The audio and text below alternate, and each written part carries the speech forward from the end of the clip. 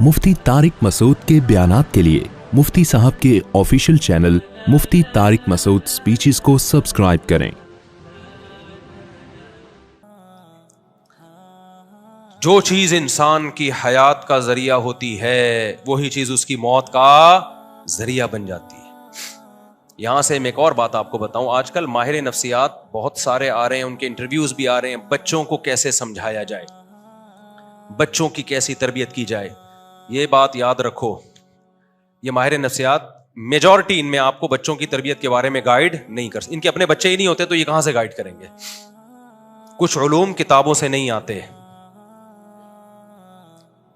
मुझे मैंने माहिर नफ्सियात का इंटरव्यू सुन रहा था, उन्होंने बहुत बता रहे थे कि एक्चुअली यूं बच्चों को आप यूं, फिर बच्चा जब कुछ वो करे ना तो बच्चे को जब डांटा है तो फिर बच्चे को बोले बेटा ऑल इज ओके, ताकि वो डिप्रेशन में ना जाए। इट इज क्या, इट इज ओके, डिप्रेशन में ना जाए वो। सेल्फ रिस्पेक्ट वगैरह वगैरह। मुझे ख्याल हुआ जो मेरा गार्ड है ना साजिद, मेरा शागिर्द भी है, ये लोग एक ही घर में रहते हैं, बड़ा घर है इनका माशाल्लाह, और मेरा ख्याल है 25-30 तो होंगे कजन बहन भाई मिला के, और ऐसी खानदानी तरबियत हो रही है। हालांकि इनके माँ बाप ने, दादा दादी, नाना नानी, इन लोगों ने ना किसी माहिर नफ्सियात को देखा ना किसी माहिर नफ्सियात को सुना। बच्चे ऐसे पावरफुल निकल रहे हैं, ऐसा कॉन्फिडेंस। 12-12, 13-13 साल की उम्रों में कमाना सीख जाते हैं। माँ बाप का एहतराम भी, दादा दादी का एहतराम भी, नाना नानी का एहतराम भी, बड़े भाई का एहतराम, बड़ी बहन का एहतराम, मोहब्बतें, सब कुछ सेट चल रहा है। वजह क्या है? नेचर पे जो चलेगा ना वो सेट रहेगा, जो नेचर से हटेगा वो बर्बाद हो जाएगा। नेचुरल लाइफ क्या है? बच्चे को डांट टपड़ भी चाहिए, चित्रौल भी चाहिए, समझ रहे हो?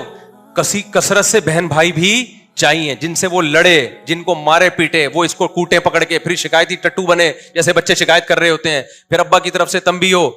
ये जब तक ये पूरा माहौल क्रिएट नहीं होगा, बच्चे डिप्रेशन के मरीज बनेंगे, जो कि बन रहे हैं। 1000 गज का बंगला है, बच्चा एक है या 2 है, उसने वैसे डिप्रेशन में जाना है बच्चे ने। कार्टून से दिल थोड़ी बहलाएगा।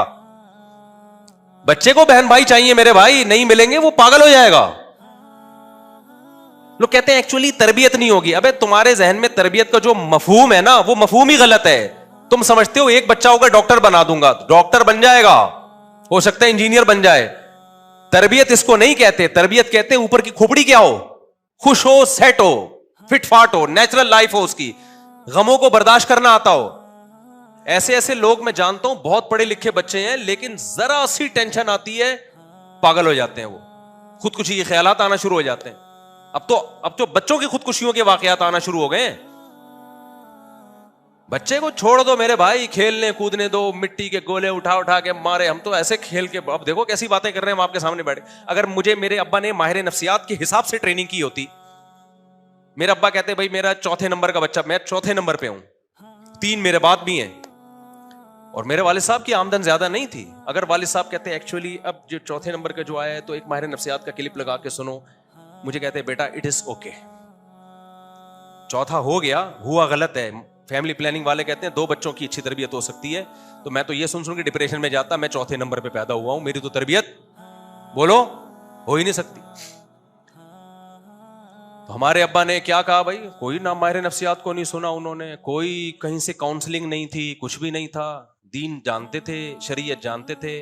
भाई बच्चे पे बिला वजह सख्ती ना करो, अगर कभी कर दो तो उसकी तलाफी कर दो, ताकि बच्चे के दिल में बगावत के जज्बात पैदा बोलो ना हो। थोड़ा टाइम भी दो बच्चे को, इतना सर पे भी नहीं बनाओ, चढ़ा लो कि पता चले कि लोग कहेंगे ये इनका अब्बा है और जो बाप है वो क्या है, बेटा है। तो अब्बा का हमें चांटे का खौफ भी होता था, डंडे का खौफ भी होता था, और मोहब्बतें भी मिलती थी। दोनों चीजों को लेके मार्केट में क्या करो, चलो। नहीं आई मेरा ख्याल है बात समझ में। तो ऐसा नहीं था कि अब्बा ने, हमारे अब्बा को एक चीज में बहुत, कि कोई बच्चा माँ बाप के सामने या बड़ों के सामने जबान चला दे तो ये ऐसे था जैसे कुफर बक दिया उसने। मैं समझा पा रहा हूं? ये नहीं था। बड़े के सामने जबान चला दी ना, जैसे अब्बा अगर हमें कूट रहे हैं तो हम पर वाजिब है कि हम उस कुटाई को बर्दाश्त करें। ये शरान हम पे क्या था, बोलो, वाजिब था।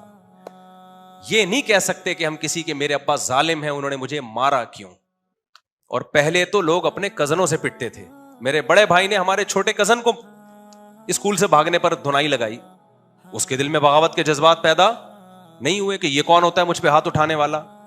माँ बाप ने उनके भी सिखाया, बता भाई ये जो कजन है ये भी बड़े भाई की तरह है तो बड़े ना, उम्र में तुमसे 15 साल बड़े हैं, तो अगर ये तुम्हारी तरबियत के लिए तुम्हें डांटते हैं, तुम पे हाथ उठाते हैं, तुम्हें आगे से ये कहने की इजाजत नहीं है कि ये क्यों। आज होता क्या है, चाचा ने भतीजे को थोड़ी आंखें दिखाई तो बेगम साहिबा आ जाती हैं, अपने शौहर से कहती हैं आपके भाई कौन होते हैं मेरे बच्चों को डांटने वाले। होता है कि नहीं होता।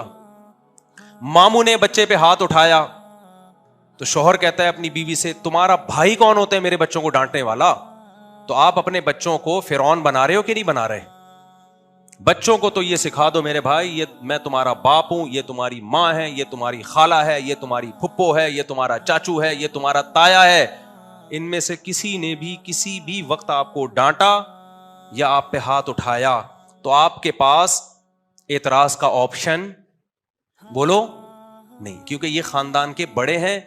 हमारी परंपरा है कि बड़े जब छोटों पे सख्ती करते हैं तो छोटों के पास बर्दाश्त के अलावा किसी और चीज का ऑप्शन बोल लो मेरे भाई नहीं होता, ताकि पता चले ये बड़े हैं और आप क्या हो छोटे। हां कोई ज्यादा जुल्म कर रहा है, बिला वजह उसको बदतमीज बना रहा है, तो बच्चे के सामने नहीं अलग से उसको समझा दो कि यार इस मौके पे चांटा बनता नहीं था, आपने बिला वजह लगा दिया, काइंडली आइंदा क्या करें एहतियात करें।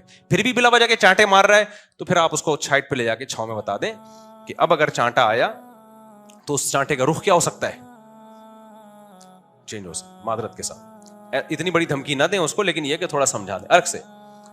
हमने तो इससे भी आगे मेरे भाई, जब हम स्कूल से पिट पिटा के कभी कभार आया करते थे तो हमारे माँ बाप को हम शिकायत लगाने के मजाज नहीं थे। मेरे बच्चों ने कभी स्कूल से घर आकर मेरे सामने टीचर की शिकायत बोलो नहीं की। हां कहीं ज्यादा जुल्म हो रहा है, बाज तो ऐसी जोते हैं कि जंगलियों की तरह कूटते हैं, वहां से बच्चे को निकाल दो पहली फुर्सत में। टीचरों के खिलाफ बगावत ना करवाओ, बच्चे को निकाल दो। जुल्म तो थोड़ी, बाज मदरसों में कारी लोग बहुत कूटते हैं, तो ऐसी रिपोर्ट आई है बेतहाशा जंगली जानवरों की तरह मारे, बच्चे को हटा दो वहां से। वो इदारा इस काबिल ही नहीं है कि वहां इससे बच्चे के अखलाक तबाह हो।